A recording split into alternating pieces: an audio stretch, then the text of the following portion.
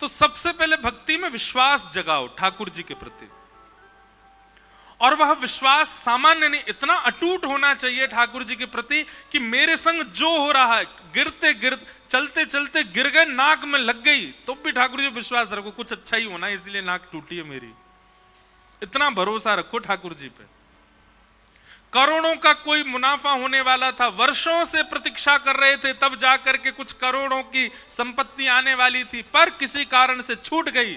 समझ जाना ठाकुर जी शायद हमारे घर को लंका नहीं बनाना चाह रहे थे, इसीलिए नहीं आई।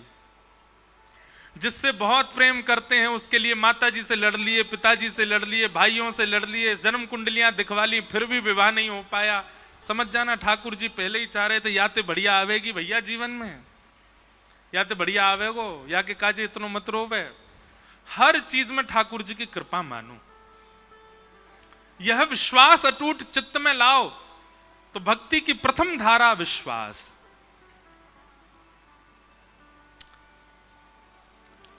पूज्य मलुकपीठ वाले महाराज जी कथा हम चलते फिरते सुनते रहते हैं, कुछ ना कुछ नवीन भाव मिलता है।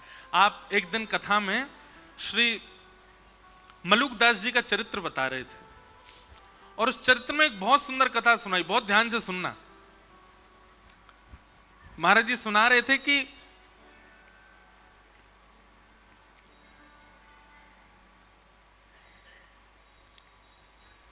कोई प्रवचन कर रहा था, तो प्रवचन में अनेक लोग बैठे थे, उसी में श्री मलुकदास जी अपनी युवावस्था में जब घर आदि का त्याग नहीं किया था, तो वहीं प्रवचन बैठ करके सुन रहे थे।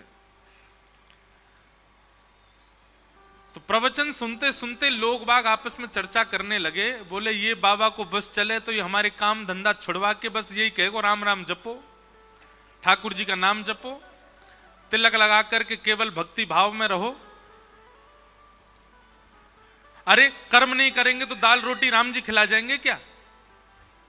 कर्म नहीं करेंगे हमारे घर परिवार को राम जी चला जाएंगे क्या? ये भी कथा वक्ताओं पे कोई काम नहीं है, बस एक ही बात कहते हैं, जहां ले चलोगे वहीं मैं चलूंगा। हैं ठाकुर जी जहां ले चलेंगे, ऐसे थोड़ी होता, कुछ अपने बुद्धि विवेक से भी तो करना पड़ेगा। ऐसे लोग चर्चा कर रहे थे और मलुकदास जी बैठ करके सुन रहे थे। तो मलुकदास जी अपनी युवावस्था में थे, उन्होंने उठ करके जो व्यास मंच पर व्यास जी थे उनसे कहा, बोले देखिए व्यास जी आप बहुत अच्छी बात बता रहे हैं, आप कह रहे हैं राम नाम ही सर्वस्व है, भगवान नाम ही सर्वस्व है, कथा ही सर्वस्व है, लेकिन कर्म भी तो प्रधान है। इन गांव वाले लोगों की बात भी गलत नहीं है, अगर हम कर्म नहीं करेंगे तो खाएंगे पिएंगे कैसे? सुंदरकांड भी कहती है देव देव आलसी पुकारा, देवताओं के भरोसे जो पड़ा रहता है, कर्म नहीं करता, वो आलसी कहलाता है। अगर हम कुछ ना करें, केवल राम राम जपें, तो राम जी हमारा घर थोड़ी चला देंगे, और घर चलाना बहुत दूर की बात, हमको रोटी राम जी थोड़ी खिला देंगे, वो तो हमको खुद ही खानी पड़ेगी, खुद ही मेहनत करनी पड़ेगी। तो व्यास जी ने कहा देखो भैया आपकी बात हम उसको प्रणाम करते हैं, पर अगर किसी के चित्त में अखंड विश्वास हो ठाकुर जी के प्रति, और ठाकुर जी के प्रति कोई संबंध उसका स्थापित हो गया हो, और वो ठाकुर जी पर इतना भरोसा कर ले, इतना विश्वास कर ले कि श्री राम जी ही मेरे सर्वस्व हैं, वो कुछ ना करे, राम राम जपे, राम जी खिलाएंगे उसको। पहले बात तो सुन लो, ताली पहली बजा देते हो, पहले कथा तो पहले आगे बढ़ने दिया करो। व्यास जी ने मलुकदास जी, तो मलुकदास जी बोले ठीक है, मैं अटूट विश्वास के साथ आज से राम नाम जप में बैठ रहा हूं, और मैं गांव में नहीं बैठूंगा, मैं जंगल में जाऊंगा, और जंगल में भी बीहड़ जंगल में जाके बैठूंगा, जहां मुझे कोई नहीं जानता हो, कोई नहीं पहचानता हो, जहां पर हिंसक जीवों के अलावा कोई आता ही ना हो। देखता हूं कि राम जी मुझे खिलाएंगे कि मुझे किसी जानवर को खिलवा देंगे। सब गांव के लोग बोले भैया अब प्रमाणित हो जाएगा कि राम नाम और भक्ति भाव ये प्रमाणित है कि नहीं। मलुकदास जी वन में गए, और बीहड़ वन में गए, वहां पर एक विशाल वट का वृक्ष था, आसपास दूर दूर तक किसी के आने जाने का कोई मतलब ही नहीं था। एक सामने नदी बह रही थी, मलुकदास जी बोले यहाँ कोई नहीं आएगा, यहीं बैठ जाता हूँ। और वृक्ष के ऊपर एक डाल के ऊपर बड़ी सी डाल थी, उसके ऊपर मलुकदास जी बैठ गए और राम राम राम राम जपने लगे।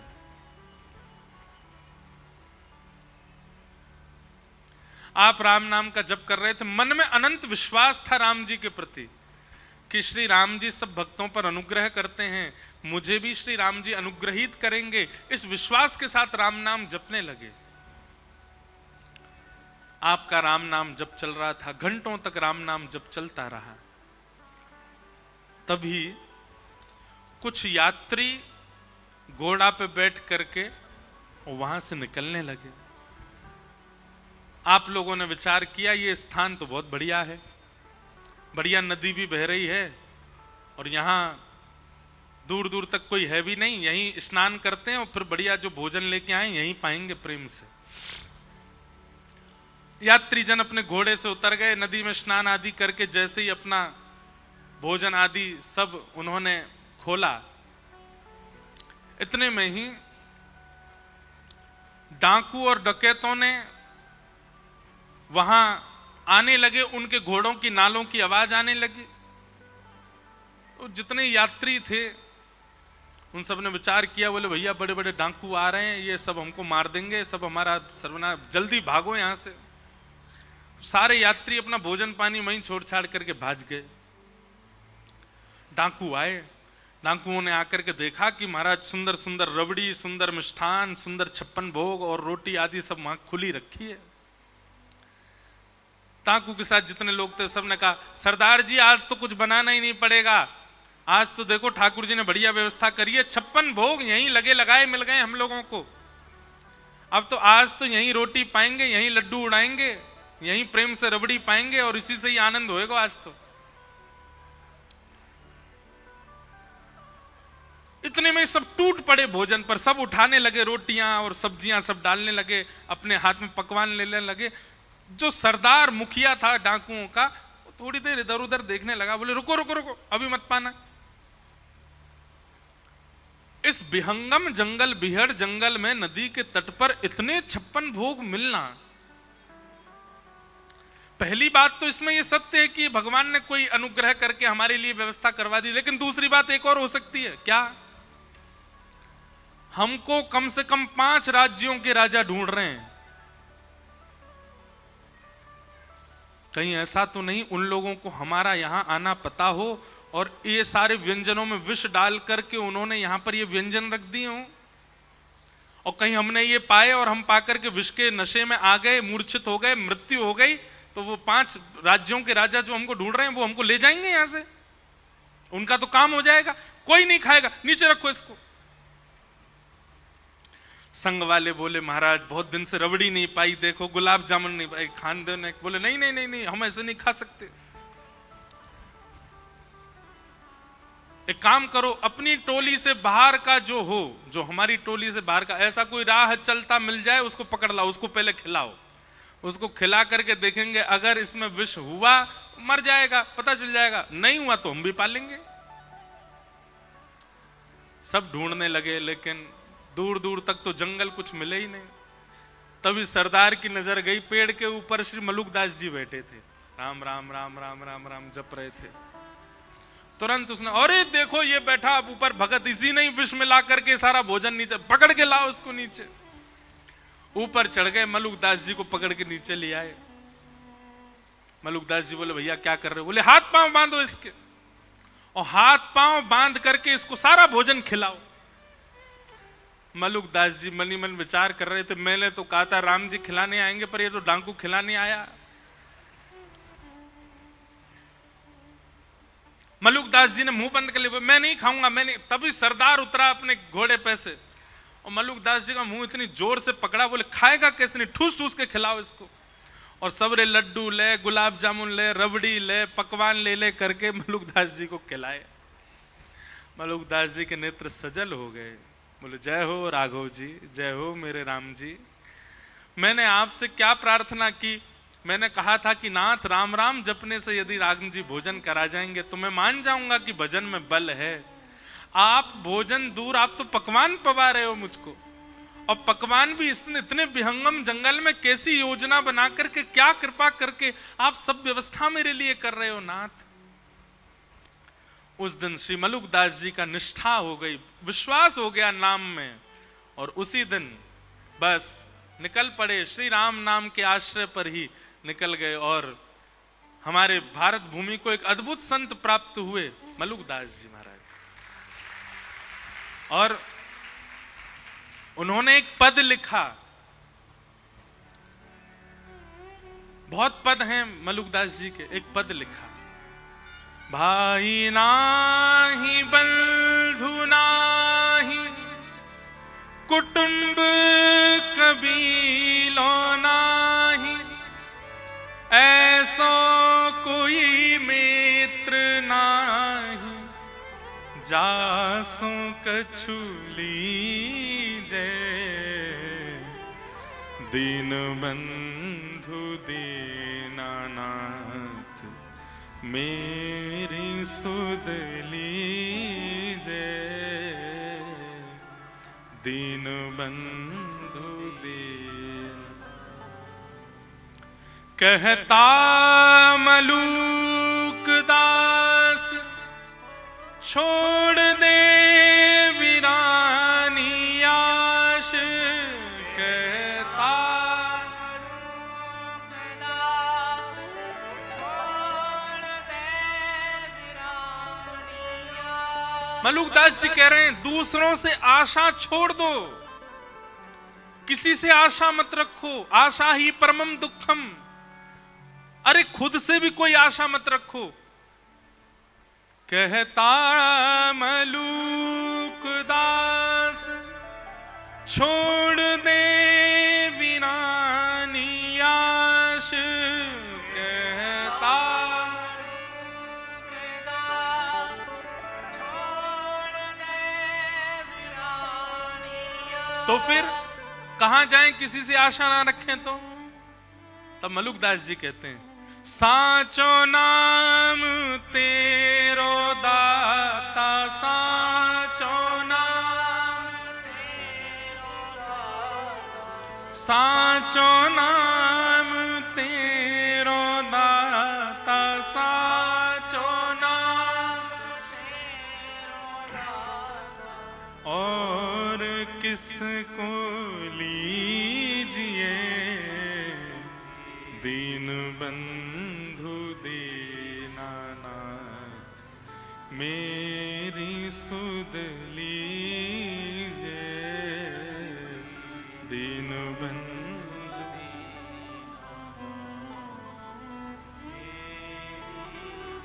तो भैया तीन बातों की गांठ मान लीजिए। सबसे पहला विश्वास, ठाकुर जी के प्रति इतना अटूट भरोसा कर लो कि बस अब उतना विश्वास किसी पे है ही नहीं, बस ठाकुर जी सर्वस्व हैं। मेरे संग जो हो रहा है, मेरे परिवार के साथ जो हो रहा है, वो सब ठाकुर जी मेरी श्रेष्ठता के लिए कर रहे हैं। मेरे पैर में चोट लगी, मुझे घाटा हुआ, मेरा ये छूट गया, मुझे ये मिल गया, कोई भलाई होगी मेरी, आप विश्वास मानिएगा। जिस दिन आप इतना विश्वास भरोसा ठाकुर जी पर कर लेते हैं ना, तो गलत और अच्छा ठाकुर जी नहीं करते हमारे साथ।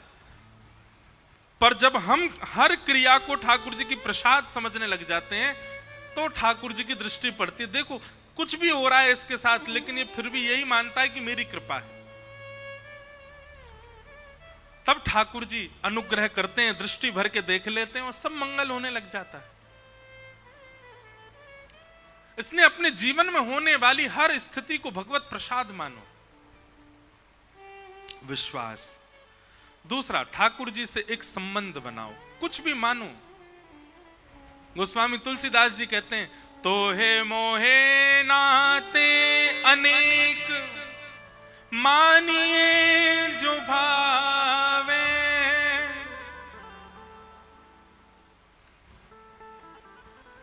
हम एक जगह कथा करने गए, बहुत ध्यान से सुनो। तो सुबह मिलने वाले लोग आए, बहुत सारे लोग बैठे थे। कोई कहे महाराज जी, कोई कहे गुरु जी, कोई कहे जय जय। एक चिल्ला रहा था जीजा जी। मैंने कहा भैया जे कौन सा संबंध बनाए हो तेने? बोले महाराज जी मैं किशोरी जी को अपनी बहन मानता हूं और किशोरी जी हमारी ठाकुर जी की हैं। ठाकुर जी के आप भैया हो तो सगे जीजा को भैया भी जीजा ही लगे या हमारे जीजा जी। मैंने कहा वाह भैया। मैंने कहा साले साहब को माला पहना के आओ, इनके जीजा जी। आप संबंध मान के तो देखो एक बार ठाकुर जी से। निभाना ठाकुर जी पे छोड़ देना, आप बस संबंध बनाओ।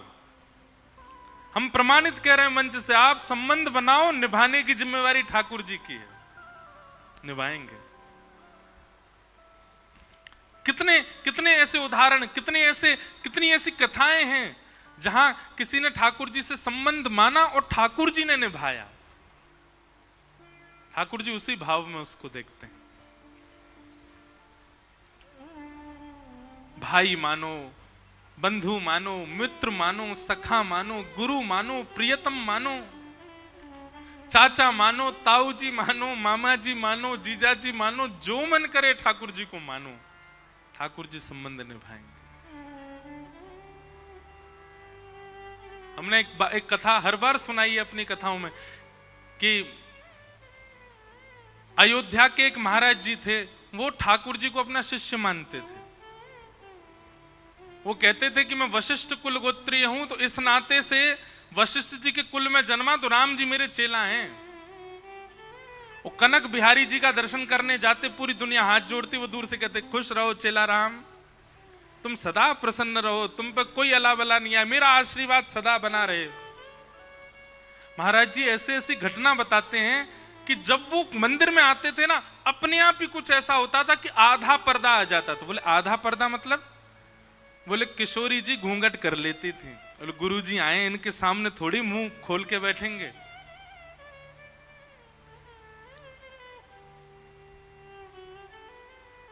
ठाकुर जी संबंध निभाते हैं, कोई बनाए तो सही। और फिर एक बात माननी पड़ेगी आपको, फिर जब जब आप ठाकुर जी के सामने जाओ, कई लोग संबंध बनाते हैं फिर उसका ढिंडोरा और पीटते हैं, वो नहीं करना है। मंदिर में जाके सबसे ये नहीं कहना है ये तो हमारो जीजा है, हम यहाँ के सारे हैं, हम यो हैं, ऐसे ये सब भाव ऐसे प्रकाशित मत करो, गोपनीय रखो अपने चित्त में वो भाव ठाकुर जी के प्रति।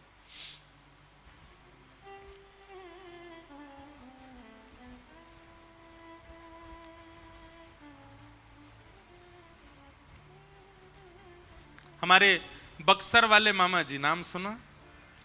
श्री नारायण दास जी भक्तमाली, जो कथा से बहुत प्रेम करते होंगे ना, उनका नाम जरूर जानते होंगे। उनको पूरी दुनिया मामा जी क्यों कहती थी? वो सीता जी को अपनी बहन मानते थे। किसी ने एक बार मामा जी से कहा, ध्यान से सुनना, कि मामा जी पूरी दुनिया आपको मामा जी कहती है, पर सीता जी आपको अपना भाई मानती हैं कि नहीं, इसका क्या प्रमाण है? आप तो कहते हैं और फिर जहां भी आप जाते हो सब कहते हैं मामा जी आ गए, मामा जी आ गए, पर सीता जी आपको अपनी बहन, अपना भाई मानती हैं, इस बात का क्या प्रमाण है? तब बक्सर वाले मामा जी कहते थे, बोले ऐसे ऐसे वैष्णव, ऐसे ऐसे संत जन, ऐसे ऐसे विरक्त जन, ऐसे ऐसे वृंदावन को भजवे वाले और अयोध्या में जाने वाले आप जैसे संत महापुरुष जब मुझको देख के मामा बोल देते हैं तो ये प्रमाणित हो जाता है कि सीता जी मुझे भाई मानती हैं। आप सब मामा कहते हैं तो मुझे इसी से प्रमाण लगता है कि सीता जी मुझे अपना भाई मान चुके हैं।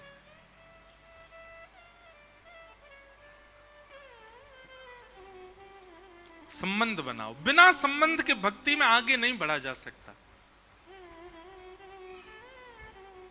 ठाकुर जी आपको भगवान ही दिख रहे हैं हमेशा, आपकी भक्ति में कहीं चूक तो है, वो कोई अपने से दिखे। विश्वास, संबंध और तीसरा समर्पण, ठाकुर जी के सन्मुख। ये तीन भक्ति के सूत्र हैं। देवभूति माता ने, कपिल भगवान ने देवभूति माता के अनेक प्रश्नों के उत्तर दिए, सबको हम प्रणाम मात्र करते हैं। और तत्पश्चात देवभूति माता सिद्धता नाम की नदी बनकर के बहने लगी और भगवान कपिल जाकर के विराज गए। सारे तीर्थ बार बार, गंगा सागर एक बार। आज भी कपिल भगवान गंगा सागर में विराजते हैं और वहां आज भी विरक्तों को, आज भी वैष्णवों को, आज भी प्रबल भक्ति योगिकों को ठाकुर जी दर्शन देते हैं आज भी। इस प्रकार कपिल भगवान के चरित्र को हम प्रणाम करते हैं। आगे आकुति माता का प्रसंग सुनाया गया और प्रसूति माता के पुत्री, सबसे छोटी पुत्री सती हुई। सती का विवाह महादेव के साथ में हुआ। इस प्रकार आकुति, देवभूति, प्रसूति तीनों के प्रसंग कहे। अब हम थोड़ा सूक्ष्म में कह के चलें क्योंकि ठाकुर जी का उत्सव करना है। ध्रुव चरित्र सुनाया गया। राजा उत्तानपाद के पुत्र हुए ध्रुव। बहुत सावधानी से सुनो। ध्रुव जी महाराज का चरित्र सबने सुना है, पर ध्रुव जी की स्तुति जो वो भगवान से करते हैं, उस स्तुति में ध्रुव जी महाराज एक बात कहते हैं जो प्रत्येक वैष्णव को पालन करनी चाहिए। ध्रुव जी महाराज भगवान की स्तुति गाते हुए एक बहुत सुंदर बात कहते हैं। क्या? कि भक्ति मुहु प्रवहतां त्वयि में प्रसंगो भूयादनन्तमहतां ममलाशयानां येनाञ्जसोल्वणुमुरुव्यसनं भवाब्धिं निश्चे भवद्गुणकथामृतपानमत्त। सब लोग इधर देखो, सावधानी से सुनो। ध्रुव जी कहते हैं, बोले मुझे आपकी भक्ति कैसे करनी है नाथ? तब कहते हैं, बोले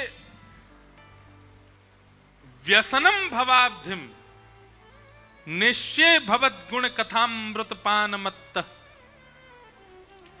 व्यसनी, किसी घनघोर व्यसनी व्यक्ति से मिले हो आप कभी? घनघोर व्यसनी मतलब पीता ही रहता हो।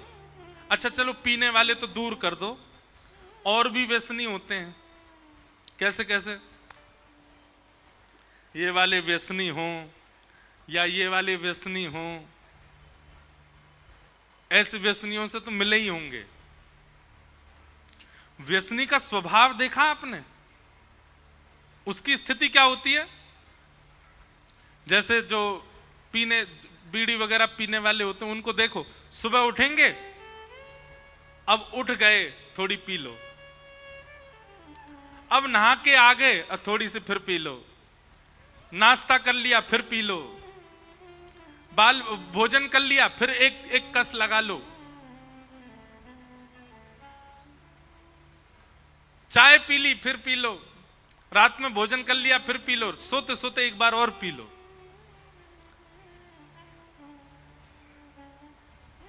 वो पूरे दिन में कोई ना कोई बहाना बना करके अपने व्यसन को भोगता है।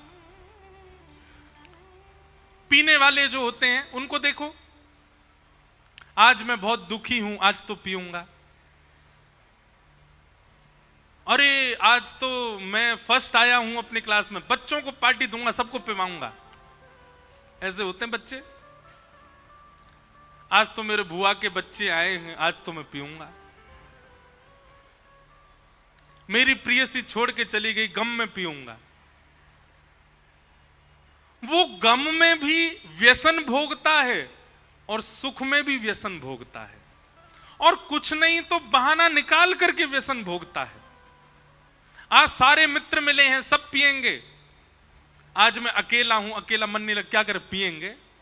सब काम से पीना उसकी प्रायोरिटी होता है। वही बात यहां पर श्री ध्रुव जी महाराज कहते हैं, बोले मैं आपकी भक्ति कैसी करना चाहता हूं? बोले जैसे व्यसनी व्यक्ति व्यसन भोगता है, उसको हर बात में घूम फिर के कुछ नहीं दिखता, बीच में आकर के एक ही चीज दिखती है, क्या? व्यसन। अच्छा चलो, हमने गंदे गंदे व्यसनों की बात कर ली। एक अच्छा व्यसन है, क्या? चाय। सुबह उठ गए, क्या करो? चाय पी लो। नहा के आ गए, अब क्या करो? चाय पी लो। भोजन कर लिया, अब क्या? अब तो चाय पिला दो। सिर में दर्द हो रहा है, क्या करोगे? चाय पिला दो। बहुत अच्छा मौसम हो रहा है, चाय बना दो। क्या हो गया? बोले करोड़ों का नुकसान हो गया। बोले क्या? थोड़ी चाय बना दो बस, आप तो बहुत प्रेशर है सिर पे। बुखार चढ़ गया है, थोड़ी चाय पिला दो। थक गए हैं, चाय पिला दो। आज दिन बहुत अच्छा है, थोड़ी चाय पिला दो। व्यसनी व्यक्ति हर चीज में घूम घाम करके चाय पर आता है। ऐसे ही भक्त को होना चाहिए। सिर में दर्द हो रहा है, क्या करें? थोड़े नाम जप कर लें। आज बुखार चढ़ गया, आज 3 नाम ज्यादा जपूंगा मैं। आज मेरा दिन बहुत अच्छा, लाओ माला झूली लेके आओ, नाम जप कर लूं थोड़ा सा। हमको करोड़ों का नुकसान हो गया, क्या करें? तो दोनों बैठ के नाम जप करेंगे, चल। अरे आज तो बहुत अच्छा हुआ भैया, हमको हमारी लॉटरी लग गई, इतना पैसा मिला। अब क्या करें? बैठेंगे, पार्टी वाला नाम जप करेंगे, सबरे मिलके नाम जप करेंगे, कीर्तन करेंगे। ऐसी भक्ति ध्रुव जी मांग रहे हैं ठाकुर जी से। बोले कैसी भक्ति चाहिए? तब कहते भक्ति मुहु प्रवहताम त्वयि में प्रसंगो भूयाद अनंत महताम अमलाशयानाम येनांजसौल वणमुरु व्यसनम भवाब्धिम निश्चय भवत गुण कथामृत। अच्छा, यहां पर नाम जप का व्यसन नहीं मांगा। ध्रुव जी कह रहे हैं आपकी कथा सुनने का व्यसन लग जाए मुझको, आपकी कथा सुनने का मुझे व्यसन हो जाए। होड़ लगी है व्यसनियों में और भक्तों में, लेकिन भक्त पीछे छूट जाते हैं, व्यसनी भाग जाता आगे। ऐसा भजन, ऐसा नाम जप, ऐसी ठाकुर जी की कथा में रति लगाओ, व्यसनी पीछे छूटे, हम आगे जाएं। बुआ के बच्चे घर आए हैं, खुशी में क्या करोगे? मॉल घूमने जाओगे? नहीं, कथा चल रही है पंचमुखी हनुमान जी, सुनने चलेंगे। सब बुआ के बच्चों को लेके आ गए, कथा सुनो। आज मित्र मिले हैं सारे बहुत साल बाद, क्या करोगे? बोले कथा चल रही है, कथा में चलो। संकीर्तन हो रहा है, वहां चलो। पंचमुखी हनुमान जी की आरती करने चलो। ऐसी स्थिति बनाइए ना, व्यसन के रूप में ठाकुर जी को विराजमान कर लो। ये बात श्री ध्रुव जी महाराज ठाकुर जी से कह रहे हैं।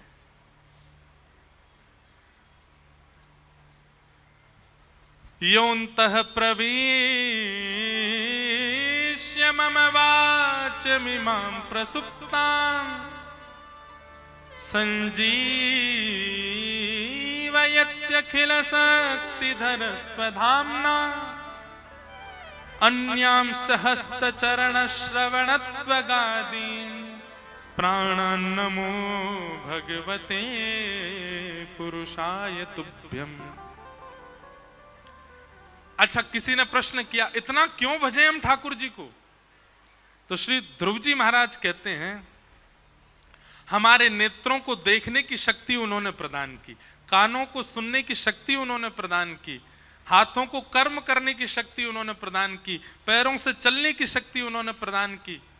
अरे भैया, आपके दूषित समय पर, आपके भयंकर समय पर यदि कोई 1-2 लाख रुपए आपको दे दे तो आप जीवन भर उसका एहसान मानते हो। पर जिस व्यक्ति ने हमको चलने के लिए पांव दे दिए, कर्म करने के लिए हाथ दे दिए, सुनने के लिए कान दिए, देखने के लिए नेत्र दी, बोलने के लिए वाणी दी, क्या हम जीवन भर उसका नाम गा करके, कीर्तन करके, नृत्य करके, परिक्रमा करके उनको धन्यवाद नहीं कह सकते? अपने सर्वांगीण अंग से ठाकुर जी को धन्यवाद कहो। हमारा जन्मदिन था, दुनिया भर के लोग दुनिया भर का सामान लाए।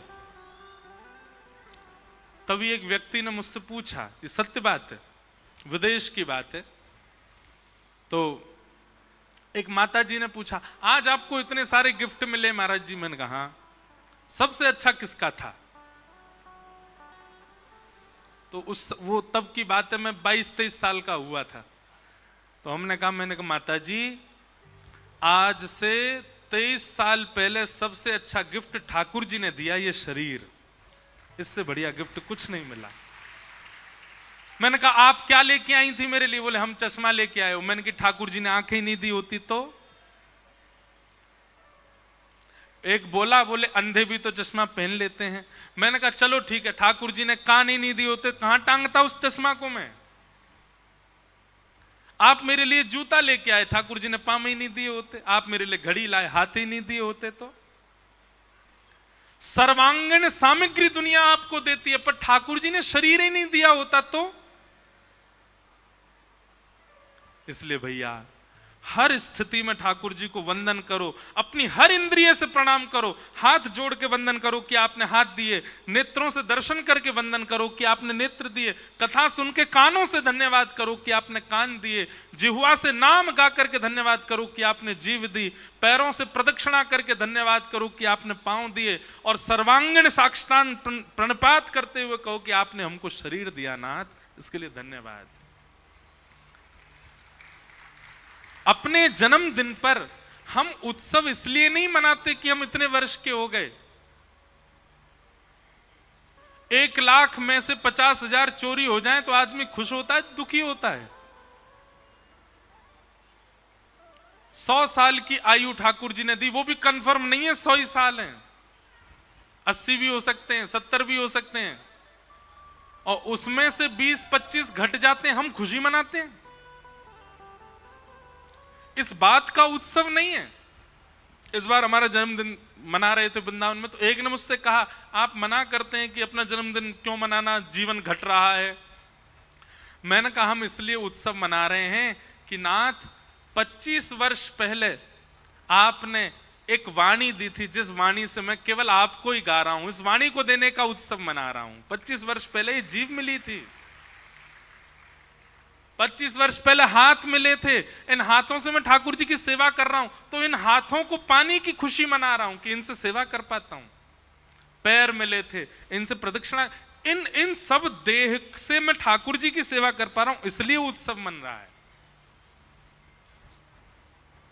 उत्सव मनाने का अधिकार ही उसी को है अपने जन्मदिन पर जो अपने देह से ठाकुर जी को निवेदित करता हो, और किसी को नहीं है। भोपाल वाले तो घूम फिर के ताली बजा देते हैं। ध्रुव जी महाराज ने ठाकुर जी की स्तुति गाई, तत्पश्चात ध्रुव जी के वंश में राजा अंग हुए, इनके बेटा बैन हुए, बैन को ऋषियों ने मार डाला था। इनके पुत्र के रूप में भगवान पृथु जन्मे।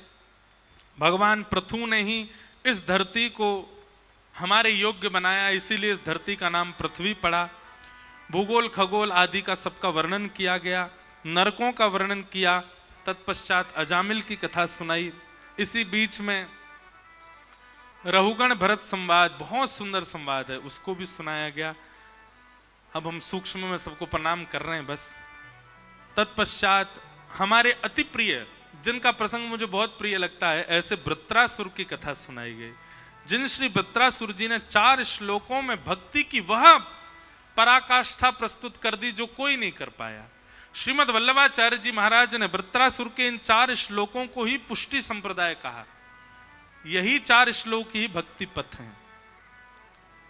हम श्लोकों का अर्थ नहीं करेंगे, पर एक श्लोक गा देते हैं। अहम हरे तव पादैकमूल दासानुदासो भवतास्म भूय मनस्मरेता सुपतेर्गुणांस्ते गृणीतवाक्कर्म करोतु काय।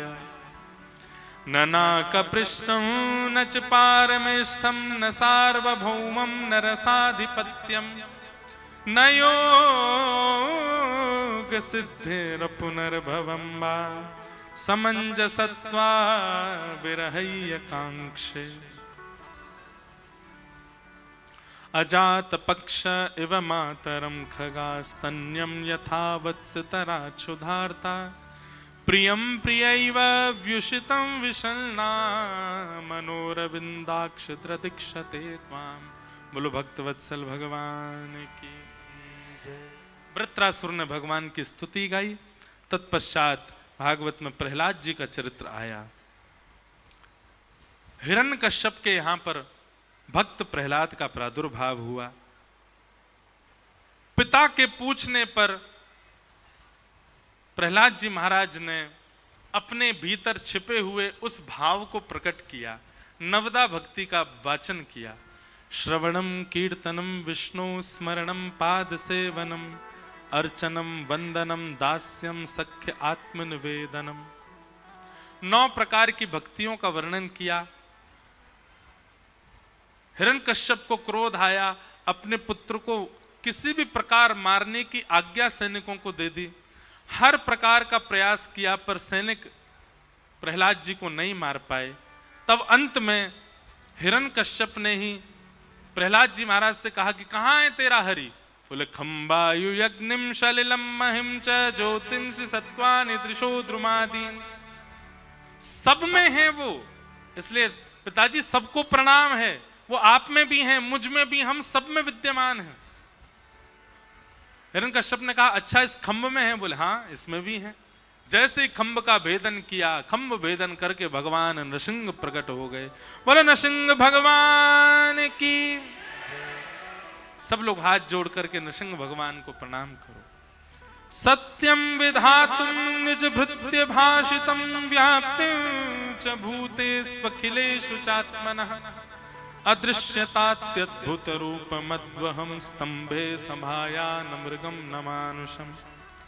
भगवान नृसिंह प्रकट हुए, हिरण्यकश्यप के साथ युद्ध करके उन्होंने उसका वध किया। कई देवी देवताओं ने आकर के भगवान की प्रार्थना की, पर भगवान का कोप शांत नहीं हुआ। तब श्री प्रहलाद जी ने जाकर के भगवान की स्तुति की। बहुत सुंदर स्तुति प्रहलाद जी की। प्रहलाद जी भगवान से जाकर के कह रहे हैं, थोड़ा सा ये सुन लें फिर हम कृष्ण जन्म में चलेंगे, कि ब्रह्मा तय सुरगुणा मुनयोथ से था सत्वैकतानमतयो वचसां प्रवाहे नाराधितुं पुरगुणैरधुनापि पिप्रो किं तुष्टुमर्हति समे हरिरोग्रजाते। पिताजी भगवान का क्रोध शांत नहीं हुआ था।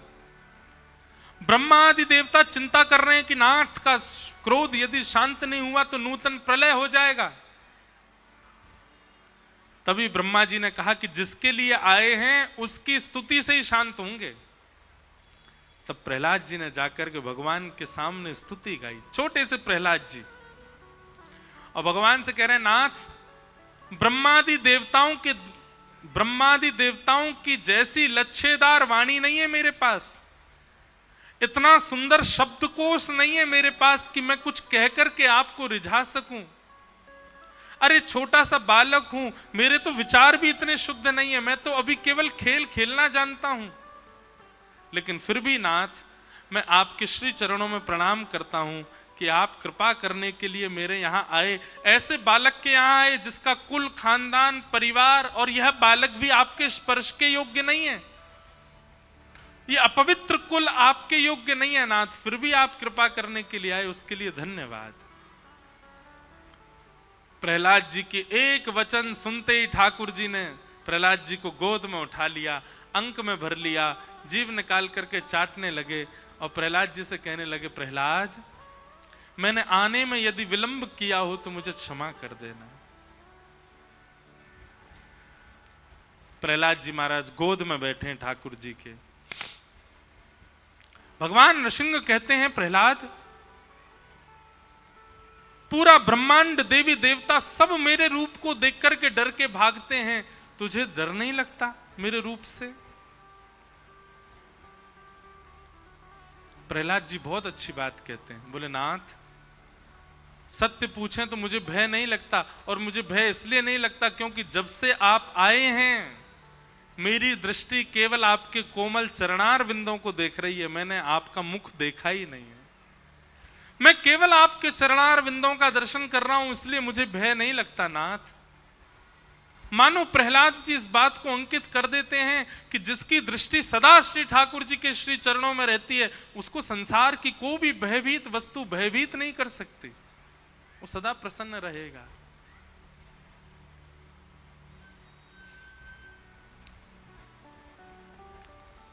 हम अपना प्रत्यक्ष अनुभव बताएं।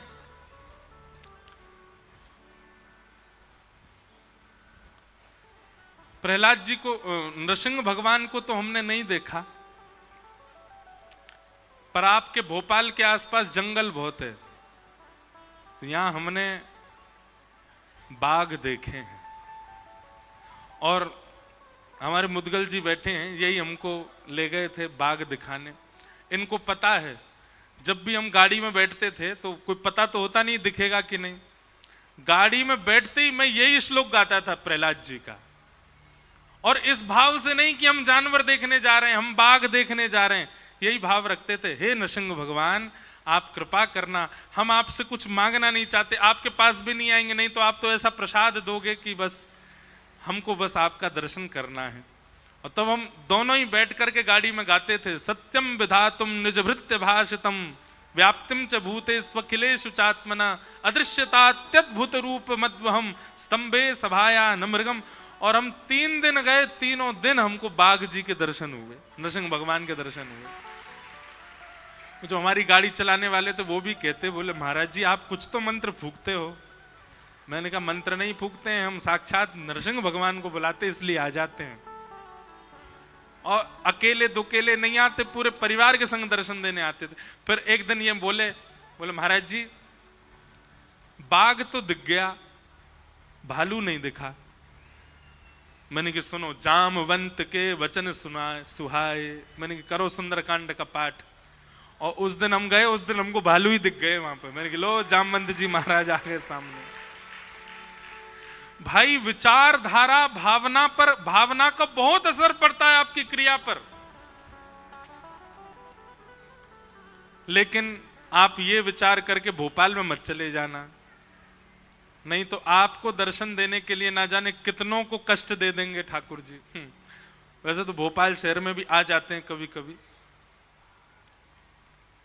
पिछली बार मंडी द्वीप में कथा थी तो भी हमने प्रयास तो किया कि हमको आसपास कहीं दिख जाए, जंगल एरिया यहाँ बहुत है, पर दर्शन हुए दूर से ही हुए, रात में।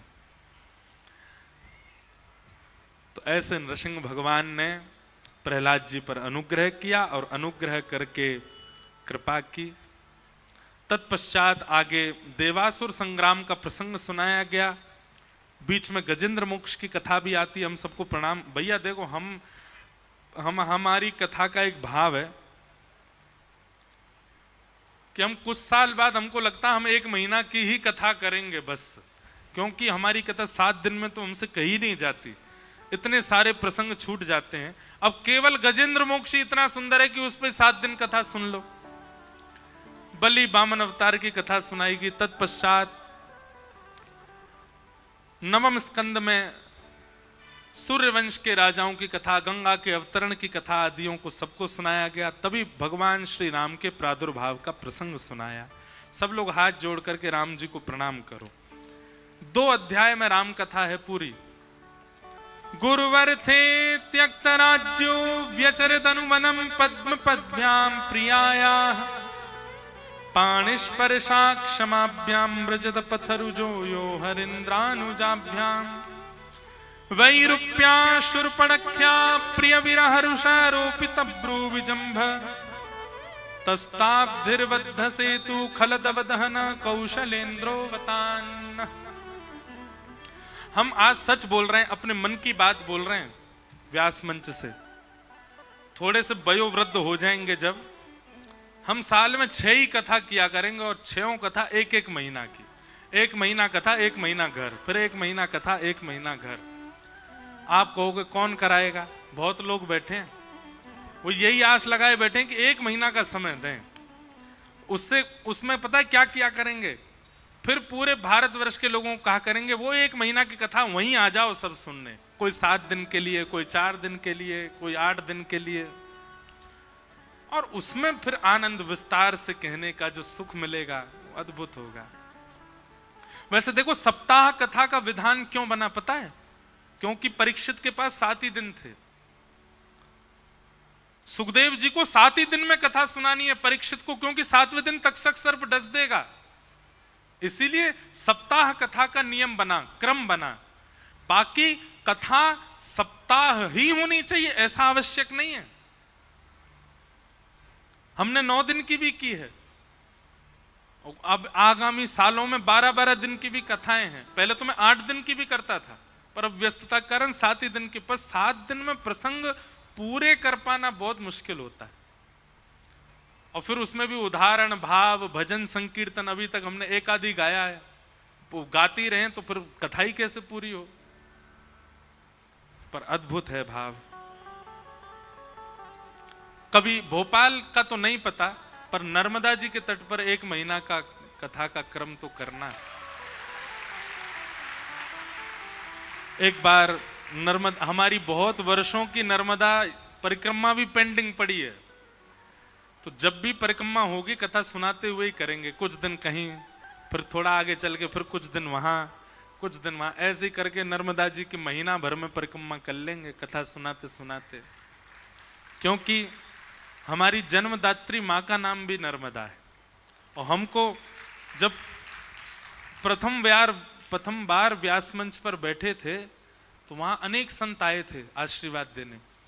तब एक नर्मदा तट के संत पहुंचे थे द्वारिका। उन्होंने हमसे निवेदन किया था कि आप भविष्य में खूब कथाएं करें, खूब भक्तों को कथा सुनावें, पर हमारी माई कथा सुनेंगी आपसे, पर एक जगह बैठ के नहीं, नर्मदा जी की परिक्रमा करते हुए कथा सुनाना। तो भाव तो बहुत बार बना कि परिक्रमा करनी है, करेंगे, पर इस क्षेत्र में अगर 1 महीने की कथा का क्रम बना तो नर्मदा जी के तट पर सुनाते हुए, जैसा नर्मदा जी कृपा करेंगे उनको सुनाते हुए करेंगे।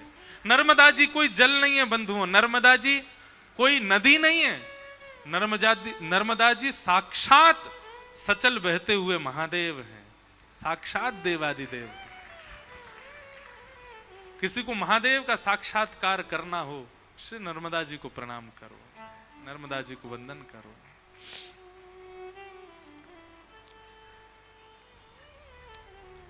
प्रभु श्री राम को हम प्रणाम करते हुए आइए अब कृष्ण जन्मोत्सव के प्रसंग में प्रवेश करते हैं।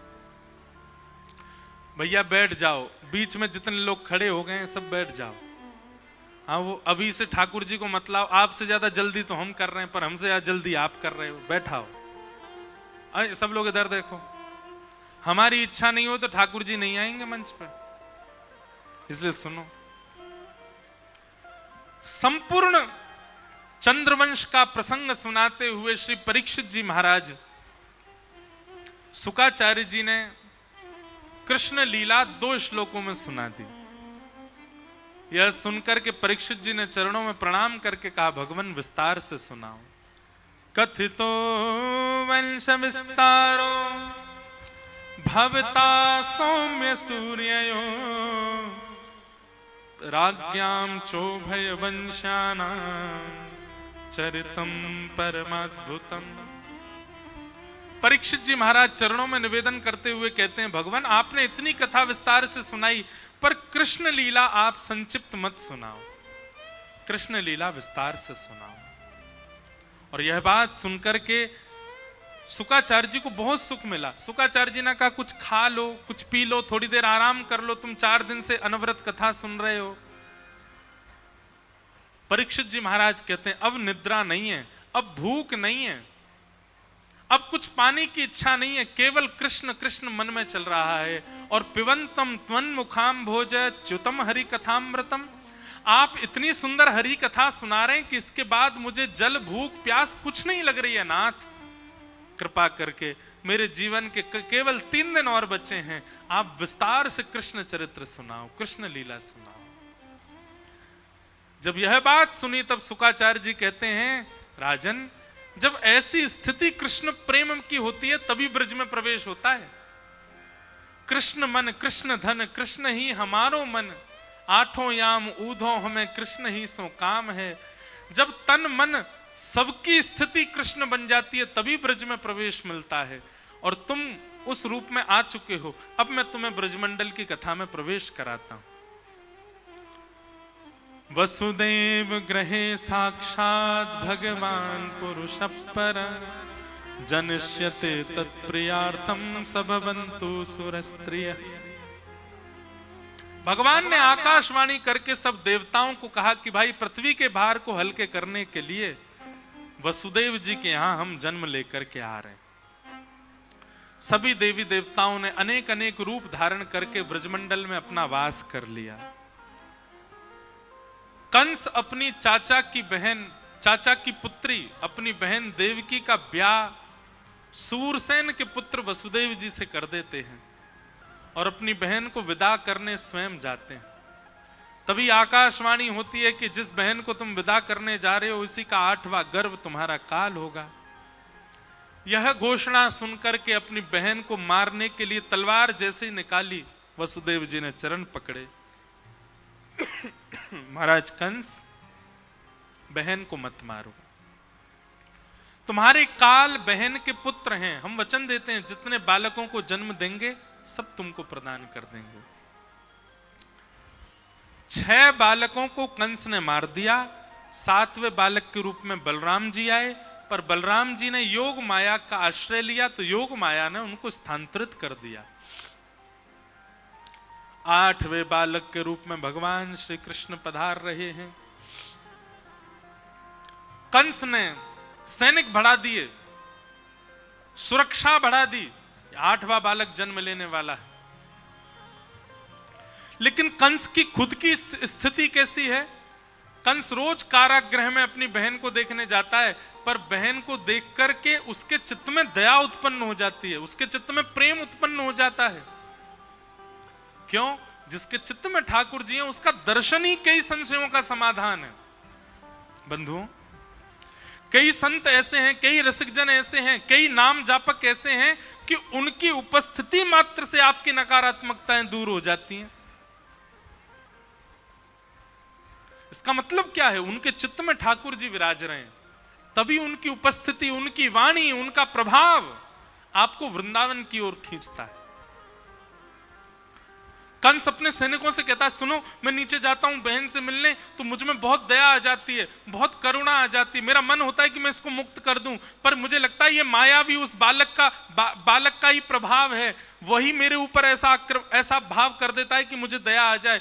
मेरे अंदर ज्यादा दया आती है, मुझे खींच करके ऊपर ले आया करो, कहीं मैं अपनी बहन को मुक्त ना कर दूं।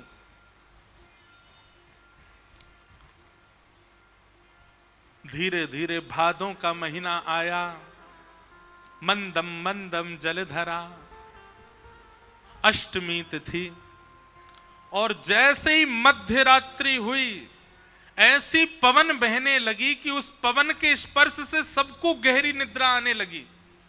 सब गहरी निद्रा में चले गए।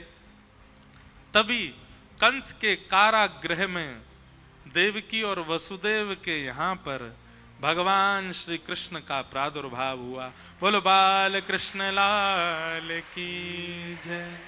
सब लोग नेत्र बंद करो, हाथ जोड़ो, ठाकुर जी के बाल रूप का दर्शन करो। प्रकट होते ही ठाकुर जी कैसे दिख रहे हैं? सत्यं विधातुं निज भृत्य भाषितम् व्याप्तिं च भूतेष्वखिलेषु चात्मनः अदृश्यतात्यद्भुतरूपमद्वहम्। देवकी और वसुदेव प्रणाम कर रहे हैं। कैसे लग रहे हैं ठाकुर जी? अद्भुत रूप है ठाकुर जी का। सत्यव्रतं सत्यपरं त्रिसत्यं सत्यश्च योनिं निहितं च सत्ये सत्यस्य सत्यमृत सत्यनेत्रं सत्यात्मकं त्वां शरणं प्रपन्नाः। तमद्भुतं बालकमम्बुजक्षणं चतुर्भुजं शंख गदायुधायुधं श्रीवत्सलक्ष्मं गलसौभकौस्तुभं पीतांबरं सांद्रपयोदसौभगम्। अद्भुत है ठाकुर जी। जन्म लेते ही ठाकुर जी के 4 भुजाएं हैं और चारों भुजाओं में शंख चक्र गदा पद्म धारण किया है। पीतांबरी ठाकुर जी ने पहनी हुई है, गले में कौस्तुभ मणि धारण करके ठाकुर जी आए हैं। ऐसे अद्भुत रूप में ठाकुर जी का प्रादुर्भाव हुआ है। ऐसे बाल कृष्ण प्रभु के चतुर्भुज रूप को हम बारंबार प्रणाम करते हैं। देव की मैया ने प्रणाम करके कहा, बोले नाथ आप तो पूरे पोशाक आदि श्रृंगार करके आए हो, बालक कोई ऐसे जन्म लेता है? शंख चक्र गदा पद्म 4 भुजा धारण करके आए हो? ठाकुर जी बोले, मैया मामा कंस जन्म लेते ही मारने आ जाता है, इसलिए हम तो सारे आयुध संग लेके आए हैं। पर देवकी मैया ने प्रार्थना की कि आप बालक बन जाओ। ठाकुर जी ने आज्ञा कर दी हम बालक बन जाएंगे, पर वसुदेव जी फिर आपको हमें लेकर के गोकुल जाना पड़ेगा। गोकुल में यशोदा मैया ने बालिका को जन्म दिया है, वहां हमें सुला देना और बालिका ला करके कंस को दे देना। फिर 11 वर्ष बाद ब्रजवासियों से खूब प्रेम करके तब हम लौट के आएंगे। ऐसा ही हुआ। देवकी मैया का दुग्ध पान करके वसुदेव जी ने जैसे ही ठाकुर जी को गोद में उठाया, हथकड़ियां खुल गईं, बेड़ियां खुल गईं और श्री वसुदेव जी महाराज ठाकुर जी को लेकर के गोकुल की ओर प्रस्थान कर रहे हैं। सब लोग खड़े हो ही गए हो, अब बैठने वाले तो हो नहीं, तो अब यही सोच लो गोकुल पहुंचने की जो लीला है वो कल कहेंगे, अब उत्सव मनाओ। उससे पहले एक हमको आपको जानकारी देनी है। कपीश सेना सनातन संगठन, इनका उद्देश्य है भारत के प्रत्येक मंदिर में हर मंगलवार रात्रि 8:15 बजे सामूहिक हनुमान चालीसा का पाठ हो। इसके पीछे हमारा लक्ष्य है सभी हिंदू सप्ताह में एक बार मिलें और धर्म विस्तार पर बात करें, जिससे हिंदू संगठित हों। तो श्री पंचमुखी हनुमान मंदिर बालाजी से यही प्रार्थना कि कपीश सेना सनातन संगठन का जो ये भाव है, हर मंगलवार रात्रि 8:15 बजे अपने अपने पास के श्री हनुमान मंदिर में जाकर के सब लोग हनुमान चालीसा का पाठ किया कीजिए। इससे सब हिंदू संगठित हों, ऐसी भावना। अभी यहां जो संगठित हैं सब लोग अपने भुजा उठाओ और जोर से कहो बधाई हो, बधाई हो, बधाई हो, लाला को बधाई हो, बधाई हो, लाला के बाबा की, बाबा के लाला की, जय हो, लाला बाबा दोनों की जय हो।